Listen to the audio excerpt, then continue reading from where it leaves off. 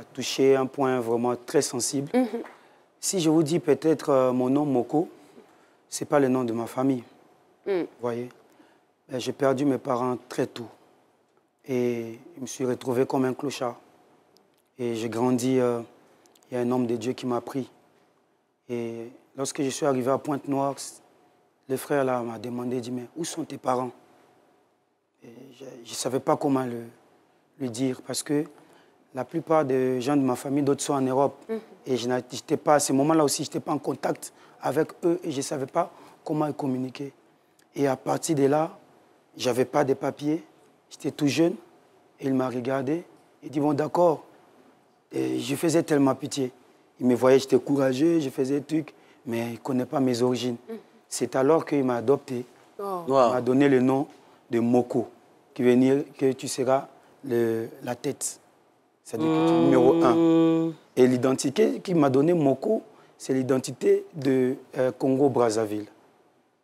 Voilà. Et comme ça, j'étais entré par mon père spirituel, le bishop Jean-Claude Kayembe, que je salue, et j'ai évolué dans son église. Et un jour, Maman Winnie Kakou de la Côte d'Ivoire venait, était tout petit. Il y avait un programme à Pointe-Noire, et elle a trouvé que j'étais la seule personne qui chantait des chansons en baoulé. Mais là, il m'a regardé et dit, toi, le Seigneur m'a dit, ici, ce n'est pas ton pays. Ton pays, c'est la Côte d'Ivoire. Et je ne savais pas de quoi s'agissait-il. Donc, quand il m'a dit, et il y a quelqu'un qui voulait m'amener à Libreville. Ça n'a pas marché. Et lorsqu'elle a donné le dos, elle est rentrée. Quelques temps après, mon père spirituel est venu d'Abidjan. Elle est venue avec ses chaussures. Elle est venue dire, mets tes pieds dans mes chaussures. Et lorsque j'ai mis mes pieds, elle a prié, dit, je monte, tu me suis.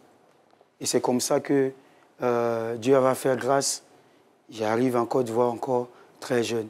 Mais je ne savais pas où se trouvaient mes parents parce que je n'avais pas de contact et tout. Et j'ai trouvé un peuple très accueillant. Et... Courage. L'histoire est tellement émouvante. Moi, j'ai commencé à avoir des frissons. C'est une histoire très, très touchante.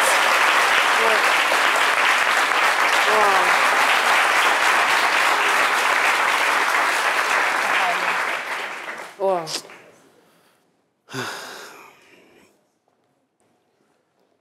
Donc, comme elle venait de dire que...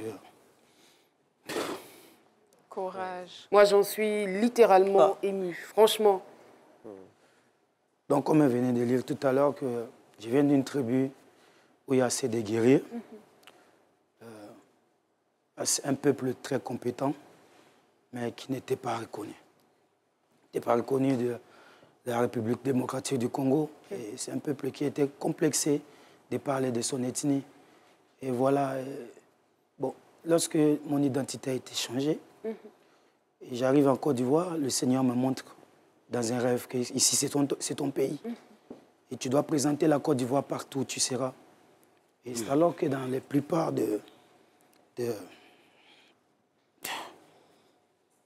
Courage. Dans la plupart de mes concerts et tout, lorsque je suis arrivé à Paris, et la plupart même au Sénégal, j'ai présenté la Côte d'Ivoire partout. Et j'ai béni le Seigneur pour ce pays. Et c'est mon pays.